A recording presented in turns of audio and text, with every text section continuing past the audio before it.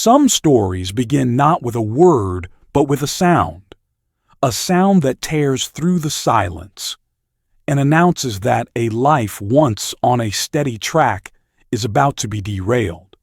For Caroline Blackwood, that sound was the scream of a train. It screamed into the station and vanished just as quickly into the mountain mist, leaving behind only three things in the vast white emptiness of Montana smoke snow, and a woman with two shivering boys pressed against her skirts. Caroline Blackwood stood on the frozen platform, her wool shawl clutched tightly around her shoulders. The wind born in the high peaks sliced through her borrowed coat like a blade, but she didn't flinch. Her eyes, the color of a stormy sea, remained fixed on the horizon, searching the pale, indifferent sky. No one was there to greet them. Again. Behind her, Daniel and Isaac, her 5-year-old twin sons, huddled beside a single battered suitcase. Their cheeks were flushed, a painful red from the cold, their small breaths turning to frost in the air. Caroline crouched beside them, her own fingers stiff as she tucked their scarves tighter. "Just a little longer, boys," she murmured, though the words were more for herself than for them. A prayer whispered into the wind. She had risked everything for this journey. 1,000 miles across a snow-covered country, 2 train changes, 1 threadbare quilt, and a single desperate hope that Josiah Thornton, the widowed rancher she'd never met, would be the man he promised to be in his letters. But the platform was empty. There was no sleigh, no horses, no tall, silent rancher with a kind face and leather gloves. The station master, a man with a face like crumpled parchment, peered out from the telegraph office. "You the mail-order bride from Kansas?" he asked, suspicion thick in his voice. Caroline rose to her feet, her spine straight, her dignity a shield against the cold. "Yes, I was supposed to meet Mr. Thornton here." The man grunted. "Ain't seen him. Storm's coming in hard, miss. Best find shelter before dark. That wind will strip your bones by nightfall." She gave him a tight, courteous smile and guided her boys into the small wooden waiting room. The air inside smelled of coal smoke, old varnish, and forgotten departures. She sat them on a hard bench, wrapping their legs in the worn quilt she'd carried from Topeka. The room was nearly empty. A drunk snored in the corner, and a young soldier barely older than a boy himself read a letter by the faint light of the potbelly stove. Outside, the snow fell harder, a relentless curtain erasing tracks, time, and promises. Caroline's hands hidden in her lap began to tremble. It had taken so much courage to come here. So much silence swallowed, so much shame endured. Her parents had begged her not to go. "You don't even know him," her mother had cried, her voice thin with worry. "You've lost enough, Caroline?" But this wasn't about love. It wasn't even about her. It was about survival. Her husband, Walter, had been taken by a mining collapse 2 winters ago, leaving her with a mountain of debts and 2 hungry mouths to feed. Then her father took sick, a racking cough that stole his breath. Then her mother, worn down by grief and worry. There was no money, no medicine, no choices. Until one morning, an envelope arrived. A hospital bill stamped "paid in full." No return address, no explanation. At first, she thought it was a divine mistake, but with quiet, desperate inquiry, she traced it to a charitable account registered under the name Josiah Thornton, the same name she saw weeks later in a newspaper ad. The words stark against the page. Widowed rancher in Montana seeks companion for marriage. Letters welcome. She hadn't written right away.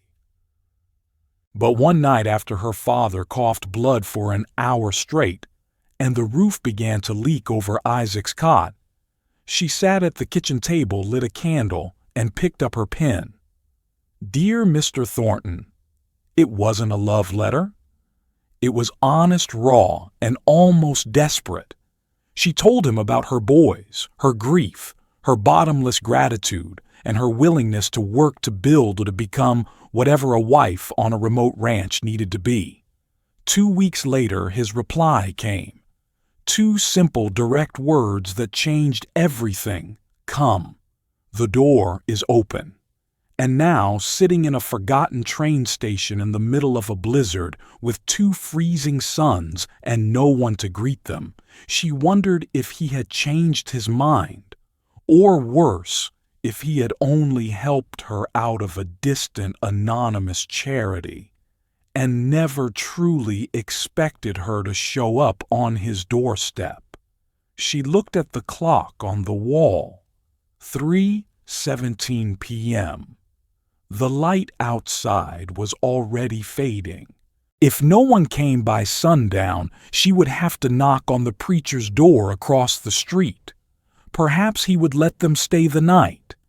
And then what? Walk 1,000 miles back to a home that no longer existed. She touched the folded letter in her pocket, its creases as familiar as a prayer. She wasn't foolish enough to believe in fairy tales, but she had allowed herself to believe in kindness. She still wanted to. Daniel sneezed a small, jarring sound in the quiet room. She tightened the quilt around him. "Mama," he whispered, his voice sleepy, "is the cowboy coming?" Her throat burned. "I hope so, sweet pea." Far away beyond a snow-swept ridge, a lone figure drove a sleigh through the storm, the reins trembling in his gloved hands. Josiah Thornton was late, but not by choice. He had collapsed that morning, a sudden searing pain in his chest, his vision swimming. The doctor had told him to rest, to stay home, to let the girl wait. But Josiah knew the difference between waiting and abandonment. He had waited half a lifetime for a second chance for something to matter again. He pulled the scarf higher over his mouth, his breath ragged, and urged the horse faster through the blinding snow. He was coming, and everything was about to change. The snow was a thick, swirling veil by the time the sleigh pulled up. Josiah Thornton stepped down slowly, his limbs stiff, the dull ache in his chest a constant, unwelcome companion. He leaned heavily on the side of the sleigh, his eyes searching desperately for the woman he hoped hadn't already given up.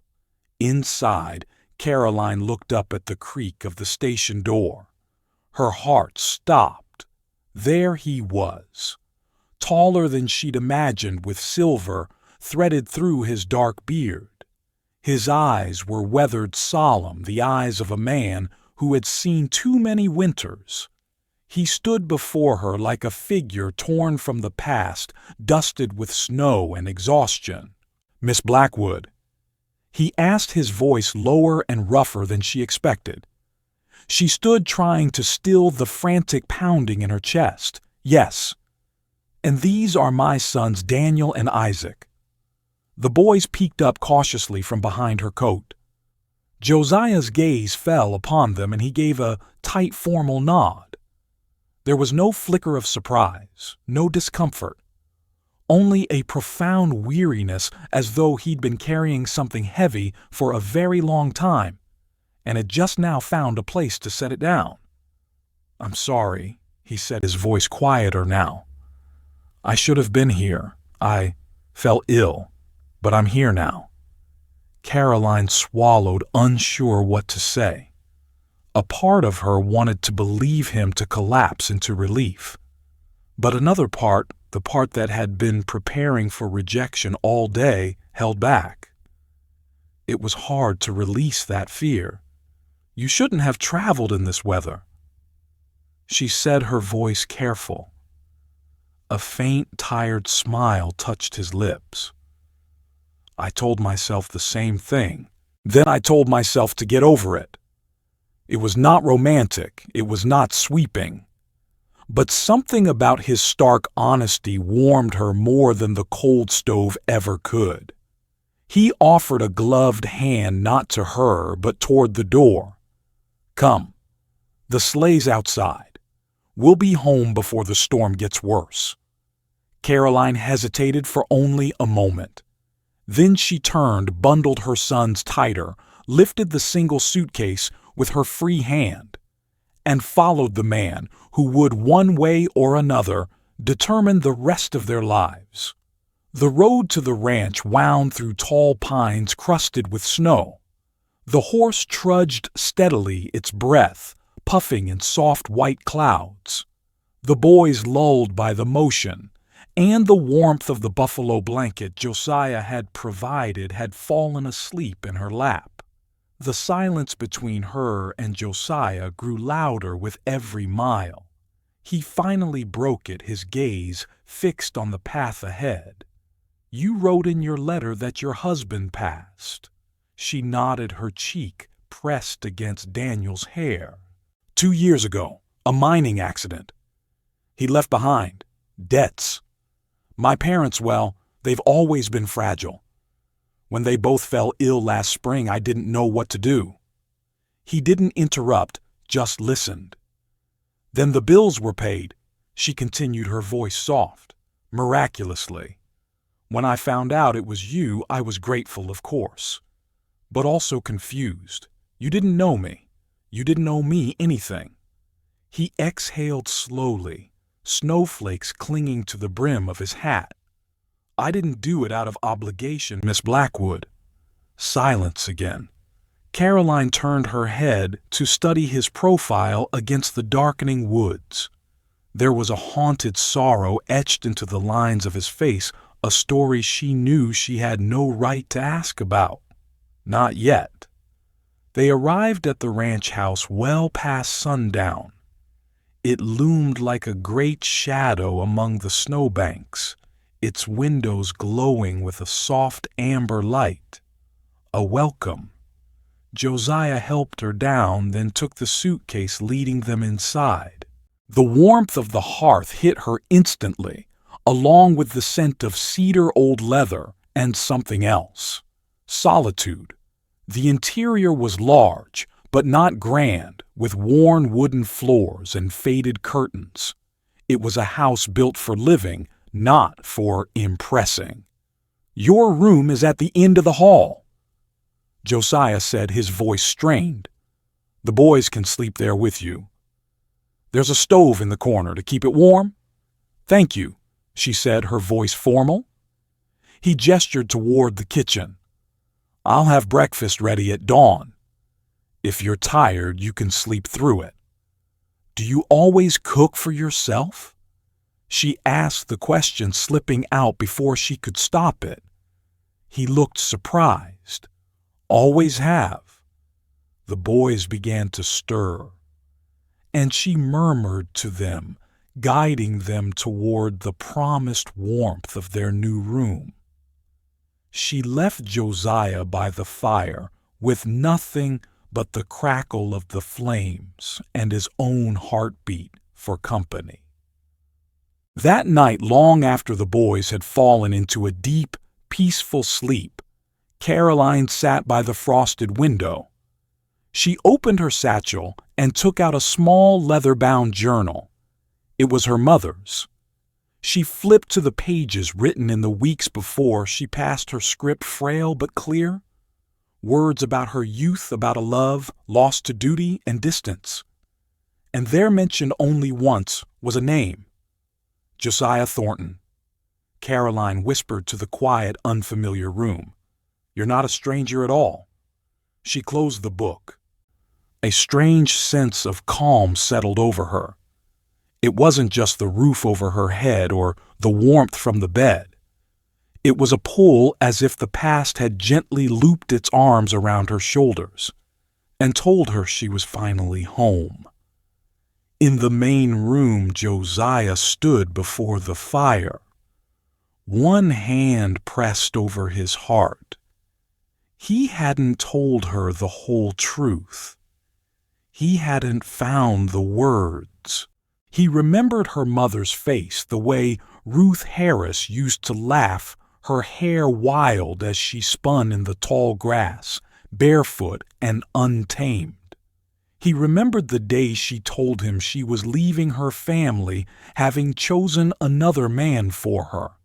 And he remembered the letter that arrived 30 years later informing him of her death. He hadn't needed a photograph. The moment he read Caroline's letter, he knew. She was Ruth's daughter. Her penmanship even curved the same way.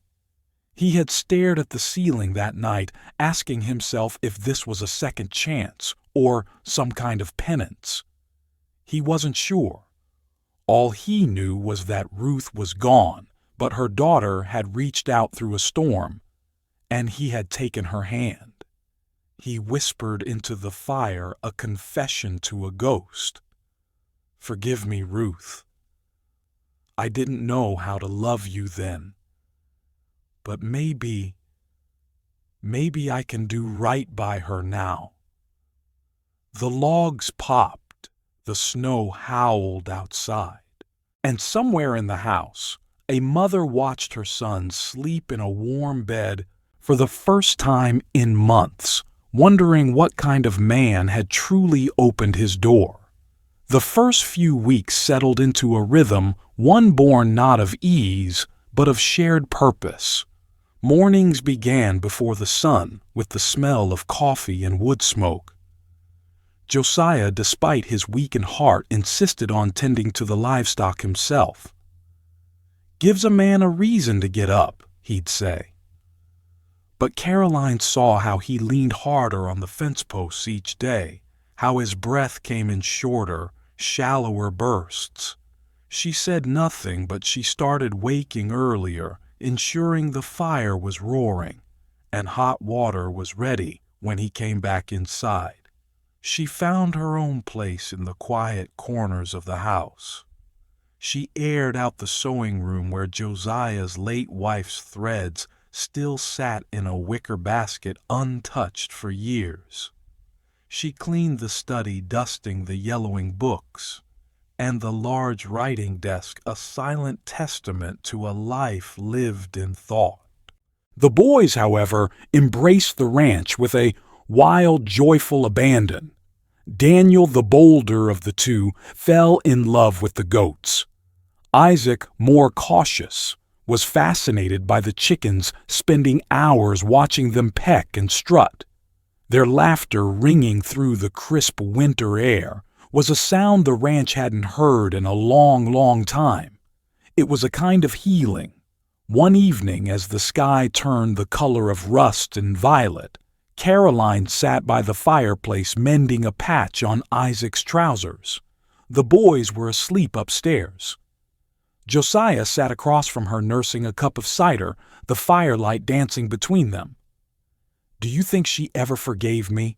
he asked suddenly, his voice low. Caroline looked up from her sewing. "Who? Your mother?" The name hung in the air between them. "I should have gone after her. I should have written again. But I was young and my pride was a stubborn fool." "She did love my father," Caroline said gently. "But that doesn't mean you didn't matter to her." He nodded slowly, staring into the flames. "When I saw your letter, I thought maybe it was God giving me one last chance. Not to fix the past, but to do something right before I go." "You already did," she said, her voice firm. "You gave me back my parents even for a little while when you paid those bills. You gave my boys warmth and food and a future. You gave us dignity." "I gave you a roof," he corrected gruffly. "You gave this place life again." The silence that followed wasn't awkward. It was rich, like soil, waiting for spring. The next morning brought a knock at the door. It was a rare event, and Caroline answered it with caution. A tall, thin man with eyes like polished stones stood on the porch. "Is Josiah Thornton here?" he asked. "He is." "May I ask who's calling?" "Samuel Pritchard. I'm the attorney handling his estate." Caroline stiffened. "Estate?" Before she could respond, Josiah appeared behind her, his breath a little winded from crossing the hall. "Pritchard, I told you not to come unless it was urgent." "It is," the lawyer replied, his gaze flicking to Caroline. "The documents are ready, and if you still want to change the will, we need to do it now." "Change the will," Caroline repeated, turning to Josiah. His jaw was clenched.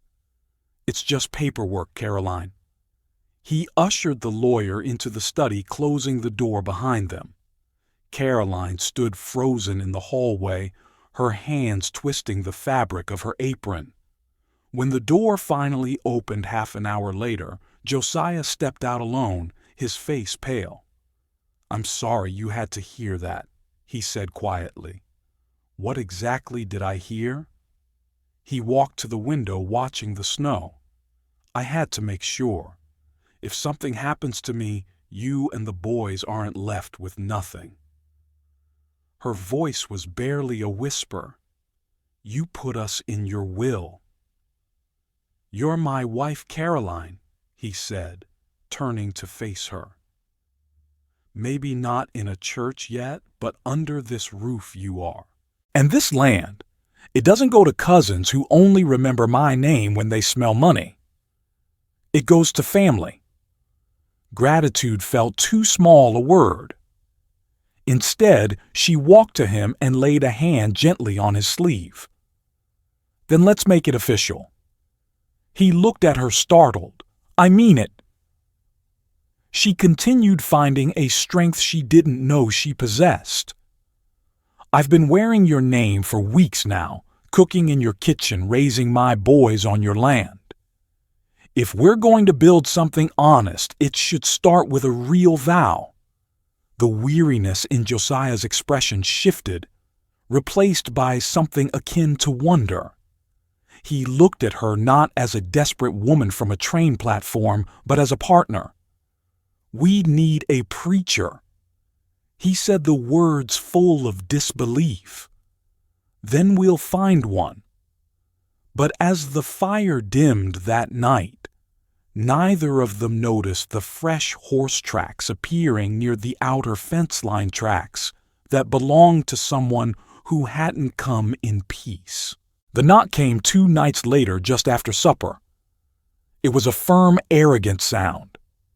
Josiah opened the door to reveal a man wrapped in a thick wool coat, his face sharp and clean-shaven. It was his nephew, Edmund, Uncle Josiah. The man said, his voice smooth as oil. "Heard you finally decided to bring in some company?" "You're not welcome here, Edmund." Josiah said, his voice dangerously even. "I know," Edmund replied, stepping over the threshold anyway. He smirked at Caroline. "So you're the one. The mail-order bride with children? Real quaint." "I'm not changing the will, Edmund," Josiah stated, placing himself between them. Edmund's smile faded. "You're dying, old man. Everyone knows it." "Do you really think this woman will keep the ranch running? That her brats will grow up to be ranchers? They're not your blood." "Family isn't always blood." Josiah said, his voice a low growl. "Sometimes it's who stands with you when the storm comes. Now get off my land." Edmund sneered. "You'll regret this.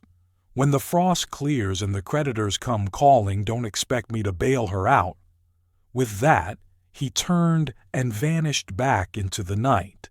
Josiah locked the door, his hand trembling slightly. "He's not wrong about everything," Caroline said softly. Josiah turned a question in his eyes. I am here because I needed safety, but I stayed because I saw the kind of man you are. I don't care what men like him say, not if you don't." He looked at her for a long, searching moment. Then he reached out gently, brushing a strand of hair from her cheek. "Let's get married properly," he said. "Not for the papers, not for the ranch. But so when someone like him comes knocking again, they know exactly where you stand." The wedding was simple, held in the town's small chapel.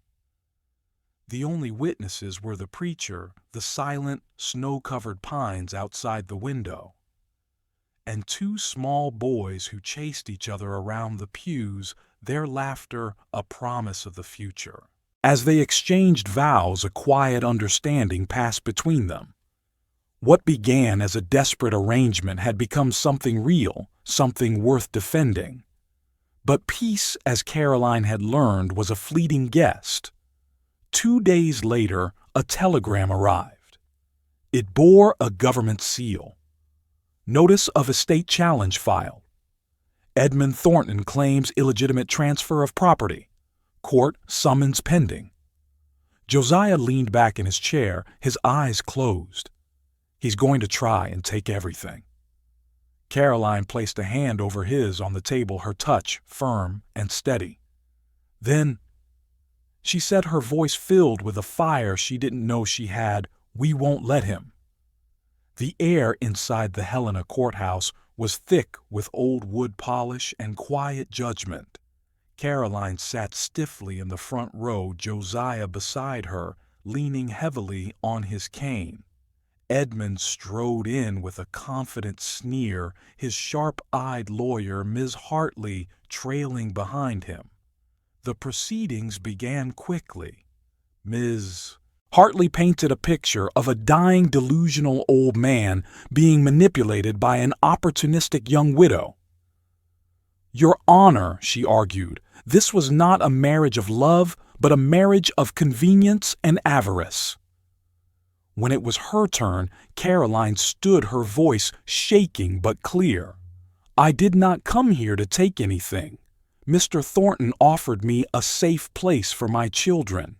I married him because I saw his kindness, his honor. I married him because my sons had started calling his house home. I married him because he was a good man, and I had started to love him for it." A murmur went through the courtroom. Then Josiah pushed himself to his feet, his hand trembling on the bench. "I may be old and sick," he said, his voice hoarse but strong, "but my mind is sound. I knew exactly what I was doing. I've watched men my whole life build, burn, betray, and forget. But Caroline, she remembers. She honors what matters. That's more than I can say for my own kin." He pulled a folded letter from his coat. "This is the first letter Caroline ever wrote me. I'd like the court to hear it." As the clerk read her raw, honest words aloud, the courtroom fell silent. Even Ms. Hartley seemed to pause. The judge returned after a short recess. In light of the testimony and the absence of any evidence supporting coercion, he declared, his voice firm, "I hereby declare the amended will valid. The estate remains under the ownership of Mr. and Mrs. Josiah Thornton." Relief washed over Caroline in a dizzying wave. As they left the courthouse, Edmund stormed past them, muttering a curse. Josiah leaned into her, a single weary sigh escaping his lips. "We did it," she whispered. He nodded, but as they stepped into the crisp afternoon air, she saw the gray pallor of his skin, the fine tremor in his hand. They had won the battle in the courthouse, but another quieter war was being lost inside him. Spring arrived slowly in the valley, not with a trumpet call, but with a soft, steady thaw. The doctor had been clear. "Weeks, maybe days," he'd said. "Make him comfortable." And she did. The house was filled with the smell of broth and the sound of the boys reading to Josiah from their simple primers. He was too weak to leave his bed now, but his eyes would follow her as she moved through the room, a deep, abiding affection in his gaze. One afternoon he beckoned her closer. "There's a chest," he whispered, his breath shallow, "under the floorboards in the study. When I'm gone, it's yours. You'll understand." That night, after the boys were asleep, she found it. Inside the old wooden chest were not coins or deeds, but worn journals, letters, and photographs. And in one of them, a letter Josiah had written to Ruth but never sent. Ruth, it read, "I thought I could forget you, but I was a fool. When your daughter wrote to me, I knew it was a sign.